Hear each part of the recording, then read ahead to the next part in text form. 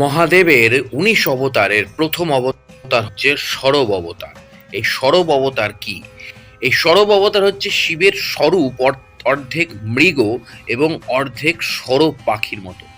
পুরাণ অনুযায়ী এই ৮ পা বিশিষ্ট সরব পাখি বাঘ সিংহের এই অবতারে অর্থাৎ এই সরব অবতারে শিব নৃসিংহ ভগবানের ক্রোধাগ্নিকে শান্ত করেছিলেন। লিঙ্গ পুরাণে শিবের সরব অবতারের কাহিনী রয়েছে। এই কাহিনী অনুযায়ী হিরণ্যকশিপু বধের জন্য লিঙ্গ অবতার ধারণ করেছিলেন স্বয়ং নারায়ণ। কিন্তু অসুররাজ হিরণ্যকশিপুর বধের পরেও বিষ্ণুরূপী নৃসিংহ অবতার শান্ত হচ্ছিলেন না।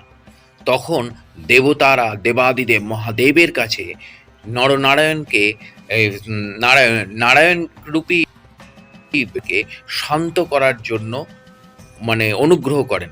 তখন দেবাদিদেব মহাদেব সেই প্রার্থনা স্বীকার করেন এবং তিনি একজন সরব পাখির রূপ নেন।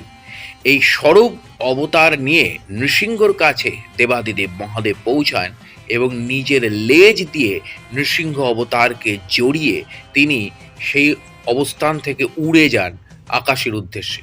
তখন ধীরে ধীরে ক্রোধাগ্নি শান্ত হয়। যেটা আমরা আগে দেখেছি যে সতী সতী যখন সতীর দেহ সতী দান করলেন দক্ষ যজ্ঞে স্বামী নিন্দার না শুনতে পেরে, তখন শিব যে তাণ্ডব দেখিয়েছিল, তখন দেবাদিদেব মহাদেবকে শান্ত করার জন্য স্বয়ং নারায়ণ তিনি কিন্তু শিবের দেহকে পার্বতীর সতীর দেহকে খণ্ড বিখণ্ড করে দিয়ে পৃথিবীর ৫১টি অংশে ছড়িয়ে দিয়েছিলেন। সেখান থেকে আমাদের ৫১ পীঠের এখানে ঠিক তার উল্টো হচ্ছে। কারণ এখানে এখানে নারায়ণ তিনি নৃসিংহ অবতার রূপে যখন হিরণ্যকশিপুকে বধ করলেন প্রহ্লাদকে রক্ষা করার জন্য, তখন তার রাগটা শান্ত হচ্ছিল না। তখন সেই রাগ শান্ত করার জন্য দেবাদিদেব মহাদেব তখন এই সরব অবতারটা নেয়।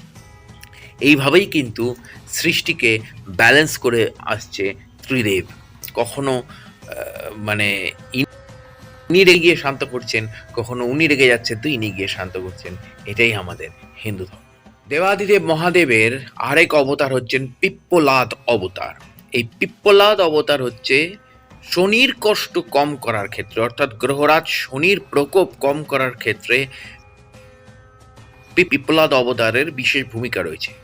দধিচের পুত্ররূপে জন্মগ্রহণ করেন পিপ্পলাদ, কিন্তু তার স্ত্রী প্রাথিতেজেসি গর্ভবতী থাকাকালীন দধিচির মৃত্যু হয়। অর্থাৎ দধিচির যে স্ত্রী তার নাম হচ্ছেন প্রাতিথেজি। প্রাতিথেজি যখন গর্ভ ছিলেন সেই সময়েই দধিচির মৃত্যু হয়। আমরা জানি যে দধিচির হাড় দিয়ে কি তৈরি হয়েছিল। তো স্বামী হারানোর শোকে কাতর হয়ে প্রতিথেজি নিজের উদরে আঘাত করে এবং গর্ভ বাইরে বের করে আনেন এবং গর্ভটির তলায় রেখে দেন এবং তারপর তিনি স্বামীর চিতায় সতী হন। সেই গর্ভের রক্ষা করে একটি পিপল বা অশ্বত্থ গাছ। এই কারণে সেই পুত্র সন্তানের নাম হয় পিপ্পলাদ। শিব পুরাণ ব্রহ্মা শিবের এই অবতারের নামকরণ করেন। পিপ্পলাদেতি তন্নাম চক্রে ব্রহ্মা প্রসন্নধি। অর্থাৎ সব জানার পর পিপ্পলাদ দেবতাদের কাছ থেকে নিজের পিতা কারণ জানতে চান। তখন দেবতারা জানান যে গ্রহরাজ শনি মহারাজের দৃষ্টির কারণ গোটা বিষয়টি ঘটেছে। একথা কারণ আমরা জানি যে দেবতারা প্রচণ্ড পরিমাণে কিন্তু শনি বিরোধী ছিল, কারণ দেবতারা কিন্তু সূর্যের পক্ষের লোক এবং সূর্যের সাথে শনির একটি লড়াই কিন্তু চলে আসছে। তো দেবতারা এখানে অন্যান্য দেবতারা তারা কিন্তু এখানে পিপ্পলাদকে ভুল বুঝিয়েছিলেন যে গ্রহরাজ শনি মহারাজের কারণে পিপ্পলাদের জীবন এই পরিস্থিতিতে এসে দাঁড়িয়েছে। এবার এই কথা শোনার পর পিপ্পলাদ কিন্তু প্রচণ্ড ক্ষুব্ধ হয়ে যায় এবং তিনি গ্রহরাজ শনি মহারাজকে নক্ষত্রমণ্ডল থেকে পড়ে যাওয়ার অভিশাপ দেন। সেই সময় নক্ষত্রমণ্ডল থেকে শনি পতন হতে থাকে। দেবতারা তখন এই পিপ্পলাদের ক্রোধ দেখে স্তম্ভিত হয়ে যান। তখন দেবাদিদেব মহাদেব সেখানে উপস্থিত হয় এবং তারা কিন্তু দেবাদিদেব মহাদেব গ্রহরাজকে রক্ষা করেন এবং পিপ্পলাদকে তিনি অভয় বাণী দেন এবং পিপ্পলাদ এই শর্তে গ্রহরাজকে ক্ষমা করেন যে জন্ম থেকে 16 বছর পর্যন্ত গ্রহরাজ যেন কাউকে কষ্ট দিতে না পারেন। তখন থেকে পিপ্পলাদের স্মরণ করা হয় শনি গ্রহরাজের দুষ্প্রভাব কাটানোর জন্য। কিন্তু এখানে আরেকটি বিধান রয়েছে যে দেবাদিদেব মহাদেব তখন পিপ্পলাদকে বলেছিলেন যে গ্রহরাজের বিষয়ে তিনিও হস্তক্ষেপ করেন না। তো নন্দী অবতার, দেব মহাদেবের আরেক অবতার হচ্ছে নন্দী অবতার। শিবের তিনি প্রতিনিধিত্ব করেন, তিনি পশুপতিনাথ আমরা জানি। তো শিবের নন্দেশ্বর অবতার সকল জীবকে প্রেম করার বার্তা দিয়ে যায়। নন্দী বা বলদ কর্মের প্রতীক, কর্মই জীবনের মূল মন্ত্র। পৌরাণিক কাহিনী অনুযায়ী শিলাদ মুনি ব্রহ্মচারী ছিলেন। বংশ সমাপ্ত হতে দেখে পূর্বপুরুষরা তাকে সন্তান উৎপত্তির পরামর্শ দেন।